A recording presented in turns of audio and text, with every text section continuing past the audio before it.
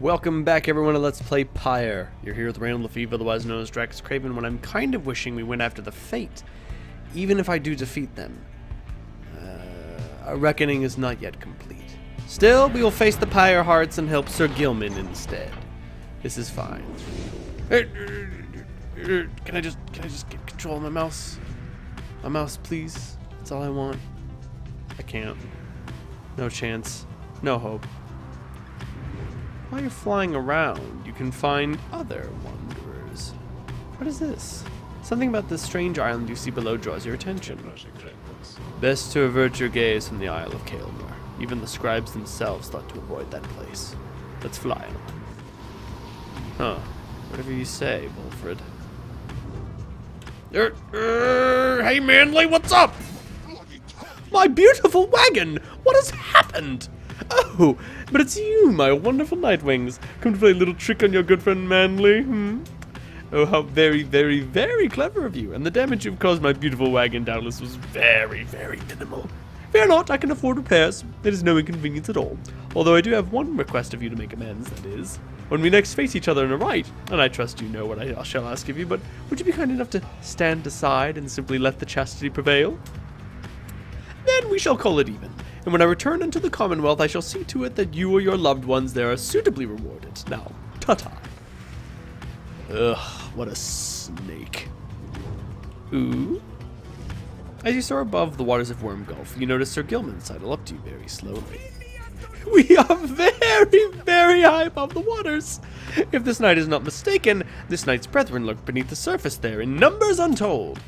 Fortunately, if we were to come crashing to the surface now, then this knight, why, he would receive a watery burial in the custom of his kind. Oh, gracious. Poor Gilman. He puts up with so much. Below, amid the desolation of flagging hands, you see big Bertrudes, from which you first embarked by sea. You wonder how its venerable proprietor is faring.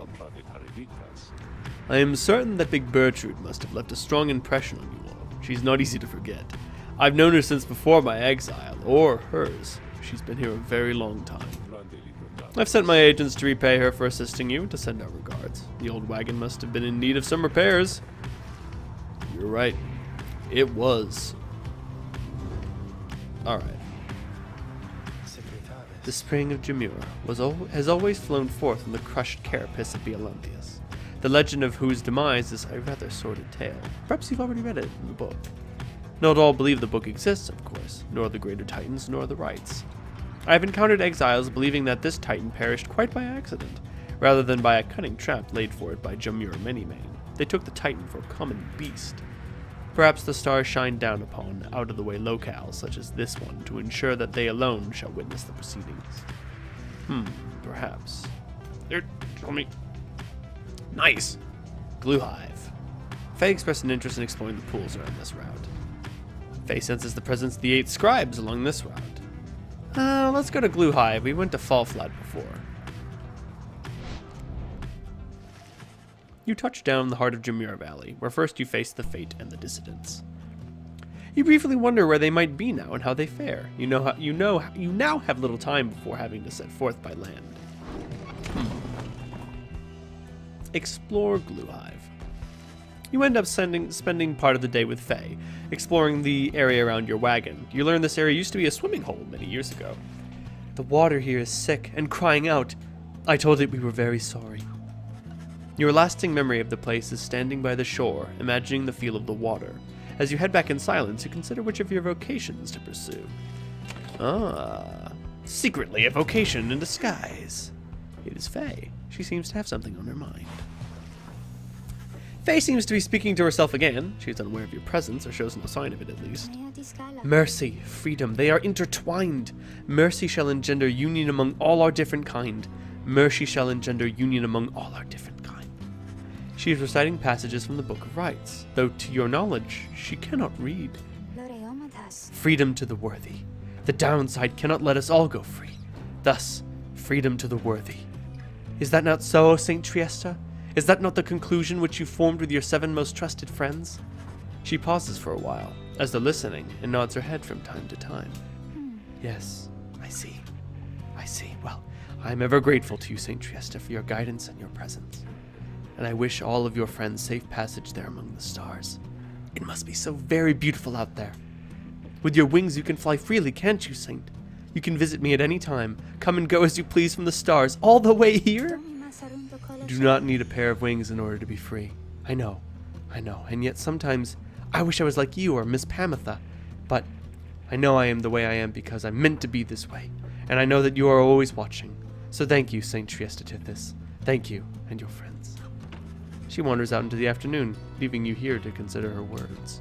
In the Commonwealth, her unwavering faith in the 8 scribes would have been seen as a delusion. Such prayer or communion was forbidden. The scribes were mythical figures, but even they worshipped the stars. It was the stars that lighted the way for the founders of the Commonwealth, or so its leaders taught. I see.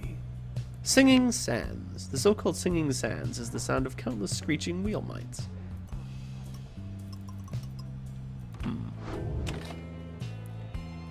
Forage? No, unnecessary. Mentor or companion? Also unnecessary. Let us study in private for now. Gotta get that glory up. But you have come to understand of the book? Can you recite its pages yet by heart?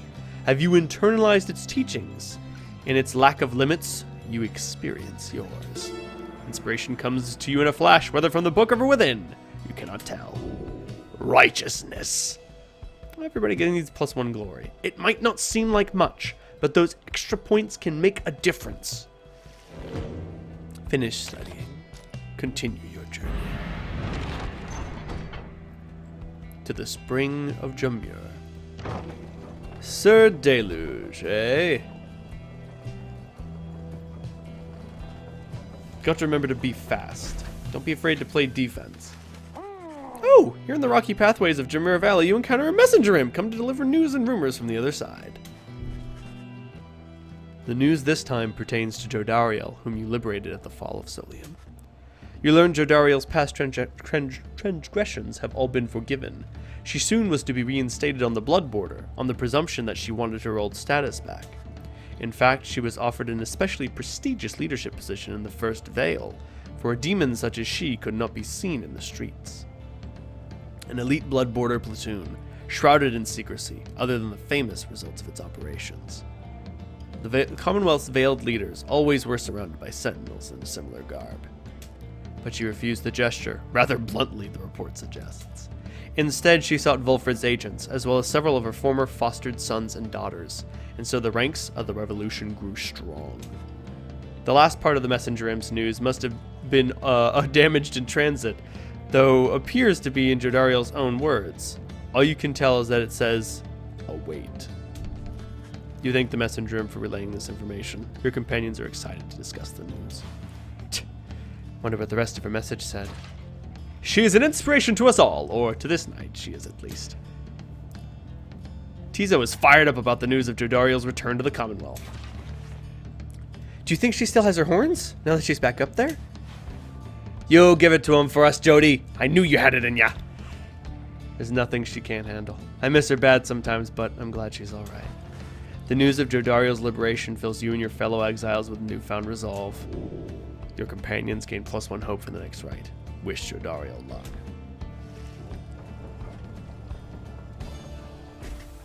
Alright.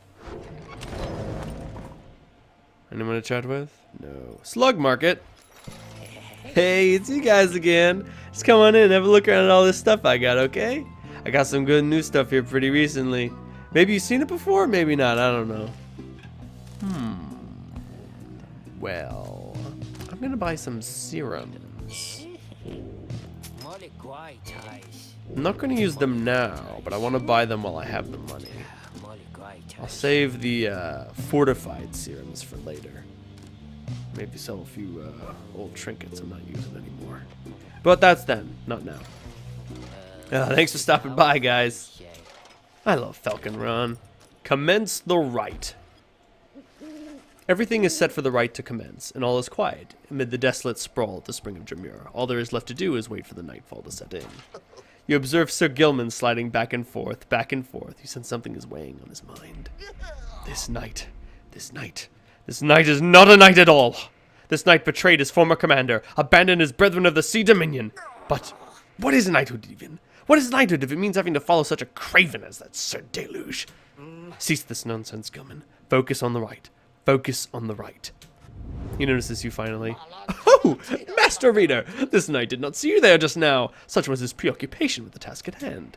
Know that this knight stands prepared. He has no misgivings whatsoever when it comes to battling his ex-triumvirate.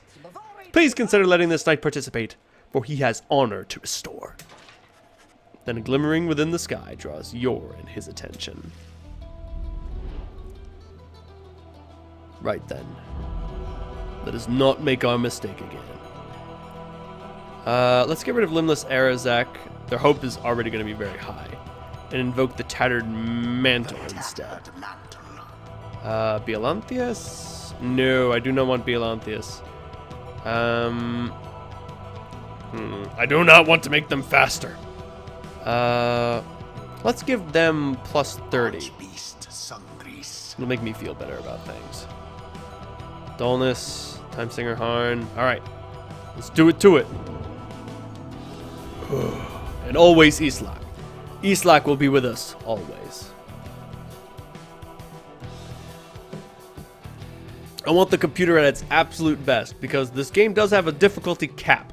And once you reach it, Islak isn't a disadvantage anymore. The stars align, you exiles of the Nightwings. You are returned once more unto the spring of Jomia. Damn right. Your adversaries in the coming right shall be the Pyre Hearts.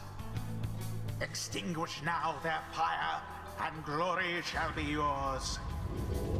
Now prepare yourselves. Gilman! Still not abandon your new friends like all your other duties and responsibilities? Sir Deluge wrestles with his mask for a time. This knight is most surprised that you have the courage even to show yourself. You speak of courage, Sir Deluge, but this knight has little else to say to the likes of you. That figures, Gilman.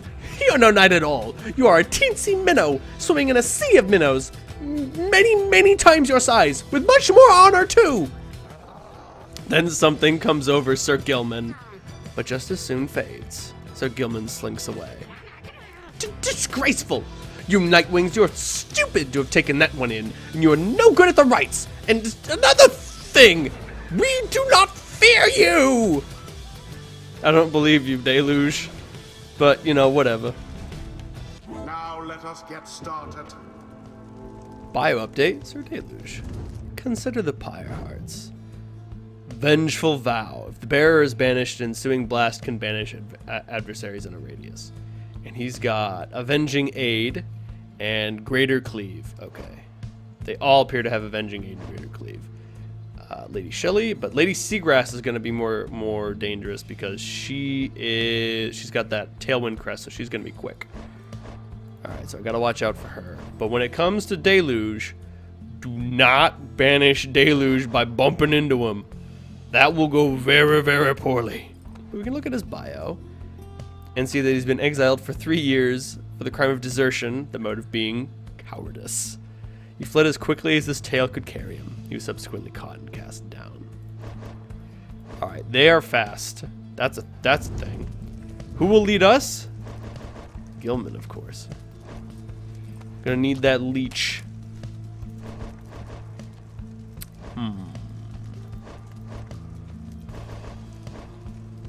Alright, so Gilman take the lead. I'm gonna give him the flame leech just because he's so fast. Sir Gilman. And then I'm gonna want to banish them from far away. So I'm thinking of using Headwind because he's gonna have that massive Goals Bracer boost. And then maybe Tizo. I'm gonna want someone to be able to take to the air because the Pyre Hearts are not so good at dealing with airborne enemies. Simply because, like, they can jump a lot, but when they do jump, they really commit to it. So I'll be able to land quickly. So I'm thinking, Tizo's already level 3. Permata. What's it gonna carry though? The right light. How desperate have I become? Well, she does fly faster than usual, so I guess I'll give her the Tailwind quest to give her an even bigger boost of speed. And then Headwind. Get ready for some crits. Alright, Sir Gilman, let's see what your old friends can do. Come then, Nightwings! Show this knight how you defend your honor of that miserable minnow whom you harbor. On guard!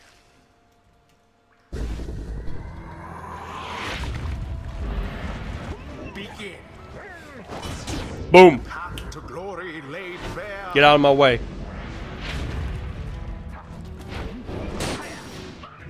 Douse in 5 seconds after saluting. Damn! Those are some big auras. Nope. I'm gonna take to the air. Damn. There goes the harm. No, that's a deluge, so damn it. Talk to myself, why don't I? Just get in there. No! So close. Is that? No, that's not. That was deluge. Pardon me. Damn. Got him.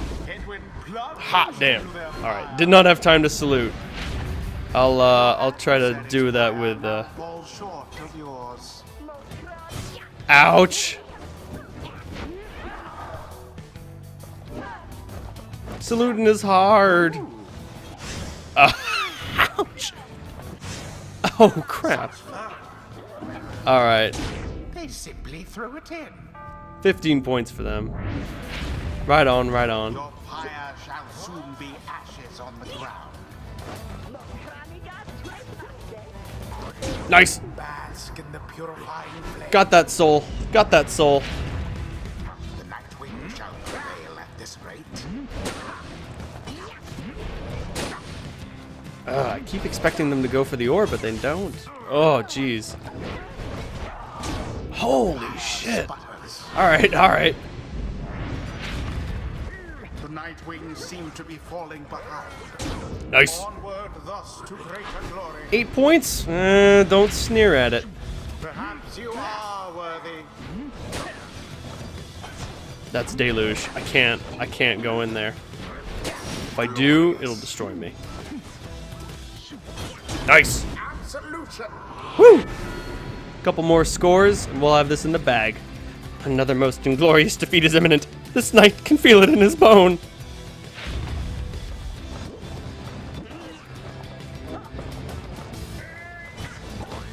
Doink. Brilliantly done. Alright, Pamitha, come on. Damn. Indeed. Her wings have served her true. Alright. Gilman, Once more. finish this. Feast here. Yeah! It's done. Your honor has been reclaimed, Worm Knight. Their adversaries prove no match for them. Skunk 'em. Thus end this night's proceedings. Yeah, Gilman's pretty good. Curse you, Gilman! You are a fool to abandon us, and now you only twist the dagger in our backs! You still do not seem to understand, Sir Deluge. This knight is no longer beholden to the likes of you. This knight is bound only by the path toward enlightenment. Your words ring false. You are unfit to lead. Shut up. You know exactly what you are, Gilman.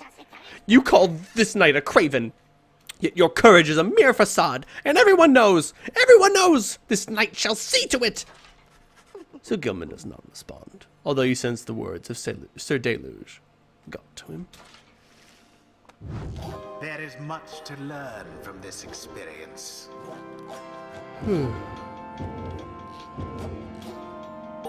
Damn. 1,115 enlightenment? Shit. Alright. Nice work, everyone. Until the next right. No one dinged, but it was all good. Next, we're going to have to bring Ruki and Tizo in the next one. So, let's make sure they'll be of good use. There are so many things to balance in this game. Gotta bring in the right people against the right people. You know, you gotta... Yeah. Back at the wagon, after triumphing over the Pyre Hearts rather decisively, you were able to recover for a time, though you have another task this night. Time again to seek out where the right shall take you next, by searching for the answer in the waning starlight. The stars yet shine few, revealing various paths forward. Seek now your destination. Ores? Melith? Or Lou? Why do they keep wanting to bring me to Melith? I don't want to go to Melith. The place sucks. Ores. I do like facing Manly because he's such a pushover, but... What's at Lou? Withdrawn. Let's look at Volfred's planner real quick. The dissidents are up. I don't want to face them yet. I'd rather face... Oh, crap. That means I do... that means I have to face them. Because the next liberation right's probably going to happen.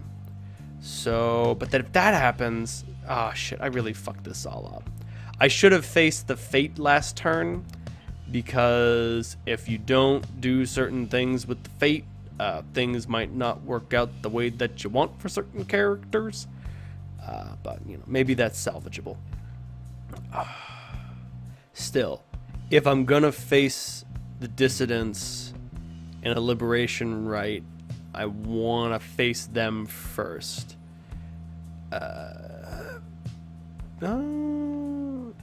Oh, we could put everything on the line. Mother of God. I do want to face them before the liberation right, because Ruki and Barker have unfinished business. So, to, oh, but I don't want to go to Melith the Bog Star. Fuck this. I'll just face Barker later. Let's go to Lou and deal with Utmilda. Can I raise someone else's station? I'd prefer not to lose to any of them. So let's go to Utmilda. I'm not going to Melith. That place is a shithole and it saps my spirit. So fuck that. If it had effects on my adversaries as well, I'd consider it. You are set to re-encounter the Withdrawn, led by the witch Udmilda. However outlandish her intentions seem, one ought to beware of her. He then reveals what he has learned of her and her designs. The witch Udmilda, one of the Bog Dwellers and head of the Withdrawn, a triumvirate more interested in legends of Islak the Astralborn than in the rites. Her kind was known to be reclusive in the Commonwealth, yet she was brazen in her disdain for common values. She practiced the unspeakable. Somehow, one day, her research into flammable reagents grew into an obsession with Islak, despite widely held belief that he is dead or never existed. But Udmilda held that Islak is merely dormant, and shall someday be reborn with newfound hunger, which can only be sated by devouring the world. Then at last could Islak return to his glorious home, and Udmilda would go with him. When Commonwealth officials showed up to take Udmilda in for spreading unrest, she was all too eager to comply. After all, a sentence to the downside meant being that much closer to Islak's resting place, where she believed she had much work to do, where the Withdrawn stood ready to assist.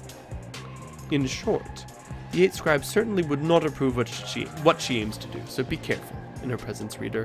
And for now, good night. Oh crap, what am I thinking? I don't have someone who can interact with Udmilda. Why am I so bad at this? You bid the lone minstrel a restful night. In kind. It is too late to take flight, so you expect to press onward come daylight. Oh, crap. Ah, well, screw it. I'm so bad at this. Gilman. He seems to have something on his mind.